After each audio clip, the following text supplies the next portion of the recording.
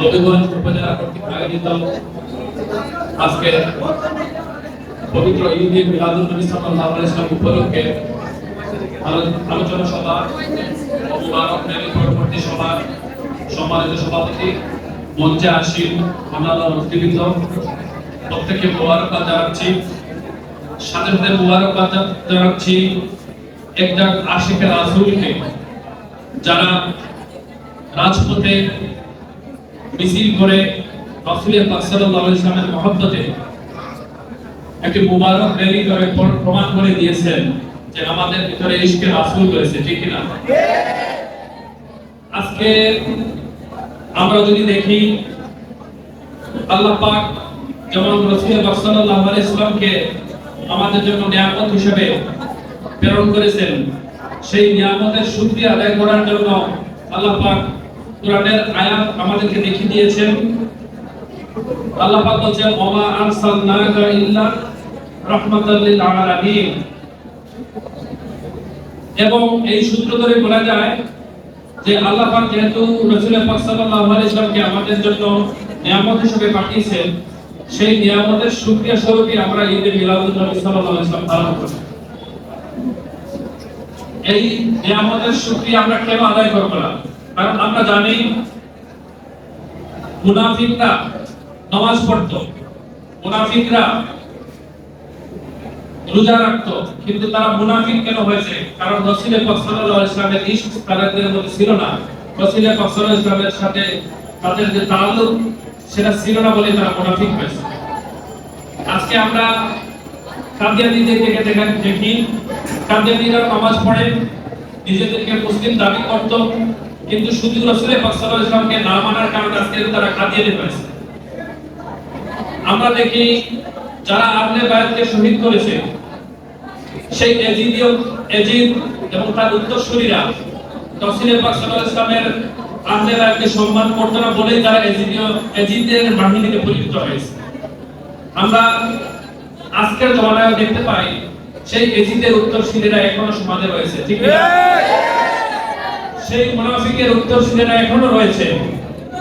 আমরা যদি দেখি সেই মুনাফিকদেরকে, সেই এজিদীয় মুসলমানদেরকে যদি প্রতিহত করতে চাই, তাহলে আজকে নবীগঞ্জের মাটিতে যেভাবে রাসূল প্রেমিক নেমে এসেছিলেন রাজপথে, আগামীতে যেন আমরা এই ধারা বজায় রাখি। সকলে বলেন ঠিক কিনা?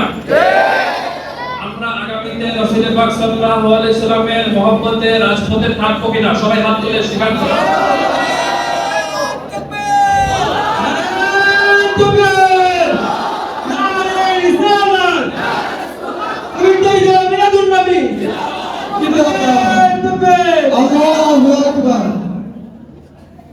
আমরা কেন নিয়ামতের শুকরিয়া আদায় করব না? কেন রাসূল পাক সাল্লাল্লাহু আলাইহি ওয়াসাল্লামের আগমনকে উল্লেখ করে আমরা ঈদ কেন পালন করব না?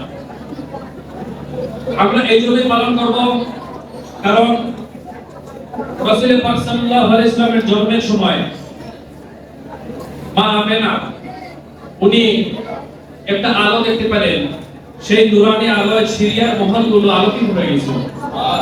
এটা ছিল রাসূল পাক সাল্লাল্লাহু আলাইহি ওয়াসাল্লামের জন্মের কারণে। সেই আলো আমাদের মধ্যে এসে পৌঁছেছে।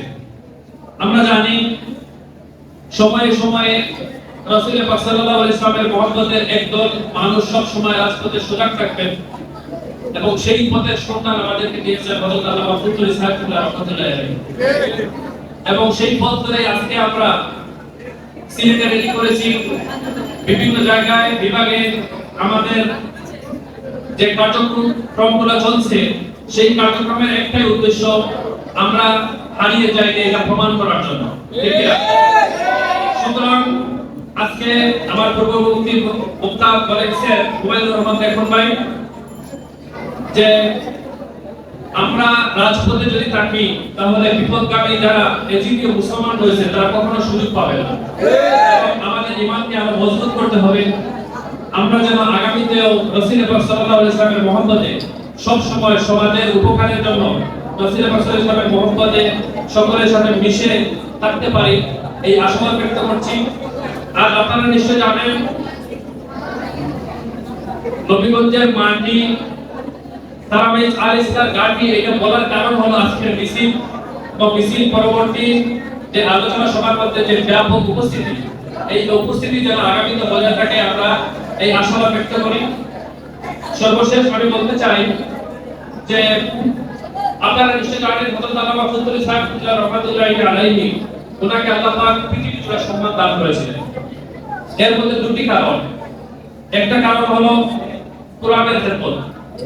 এটা সবাই রাজিকে এটা পথে একমত কিনা? ঠিক।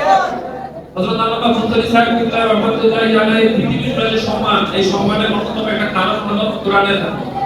দ্বিতীয় কারণ আমরা অনেকেই অজানার মধ্যে থেকে যাই। দ্বিতীয় কারণ হলো আহলে বায়াত অর্থাৎ রাসূল পাক সাল্লাল্লাহু আলাইহি ওয়াসাল্লাম এবং ওনার বংশধরগণের প্রতি মায়া। আজকে সেই ফজলুল ইসলাম রাহমাতুল্লাহি আলাইহি ওনার রেখে দেওয়া সংগঠন আঞ্জুমানে আল ইসলাম এবং তার নিজের উদ্দেশ্যই আমরা আমাদের মধ্যে মূল শিক্ষা এসেছে, আমরা যেন আহলে বায়াতের প্রতি আজকে যেমন মহব্বত রাখছি, আগামীতেও আমাদের এই মহব্বত অটুট থাকে। তো যারা আমাদের বিরোধিতা করবে তাদেরকে প্রতিহত করার জন্য আমাদের সকল ধরনের প্রস্তুতি থাকে। সকলে রাজি আছেন কিনা? পরিশেষে বলতে চাই, এই মুবারক মাহফিলে যারা ঘাম জড়িয়েছেন, আল্লাহ পাক প্রতিটি ঘামের ফোঁটার বিনিময়ে যেন দান করেন। সকলে আমিন। আল্লাহ পাক আমাদেরকে আগামীতেও এই খেদমতগুলো ধরে রাখার তৌফিক দান করুন। সকলে বলে আমিন। পরিশেষে বাংলাদেশ আঞ্জুমানে আল ইসলাম এবং বাংলাদেশ আঞ্জুমানে দাওয়াতুল ইসলামিয়া নবীগঞ্জ উপজেলাকে এই সুন্দর মাহফিল আয়োজন করার জন্য মুবারকবাদ জানাচ্ছি এবং আগামীতেও এই মিলাদুন নবী মাহফিলে সাধারণ মানুষকে নিয়ে আসার জন্য যতটুকু কাজ করা প্রয়োজন সেই কাজের আহ্বান এবং উদ্যত আহ্বান জানিয়ে আমার বক্তব্য শেষ করছি। আসসালামু আলাইকুম।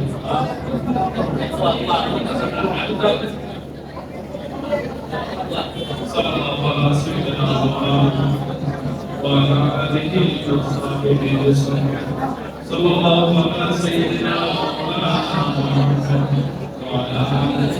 وصحبه اللهم آمين. من المسلم ومن المسلمين يا رب العالمين. هذه جوابات القبول. يا الله আমরা আশিকের রাসূল আমাদেরকে কবুল করুন। يا الله নবীদের পাখিরে কবুল করুন। يا الله আমরা শুকরিয়া সালাত কোরআন করতে তৌফিক দাও। يا الله আমরা শুকরিয়া প্রস্তাব করতে মানুষের খেদমত করার তৌফিক দাও। يا الله আমরা ত্রুটি কাছে মতকে মাফ করুন। يا الله আমরা যারা বাবা জীবিত আছে তাদের সেবা করুন। আল্লাহ আমাদের রহমতে টিকে রাখবে। يا الله يا الله আমরা তরুণ প্রজন্মের সঠিক পথে চালিত রাখো। يا الله আমরা আমাদের ধৈর্য ধারণ করো। আমরা নিজের পথ ফিরে যাও।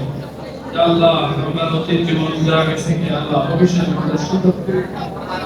يا الله আমরা মাফ করে দাও। আমরা ইশকে রাসূলের সাগরের নদীতে আমরা তৌফিক দাও। তৌফিক দাও আল্লাহ ইন্নাল্লাহ বাসীরুল বিল আল্লাহ। আজকের অনুষ্ঠানের আয়োজন করছেন প্রত্যেকটা কামার বিনিময় আল্লাহ। يا الله যারা যারা যেভাবে আর্থিকভাবে মানসিকভাবে সহযোগিতা করেন প্রত্যেকটা বিনিময় আল্লাহ। তৌফিক দাও আল্লাহ ইন্নাল্লাহ বাসীরুল বিল والسلام على المرسلين والحمد لله رب العالمين.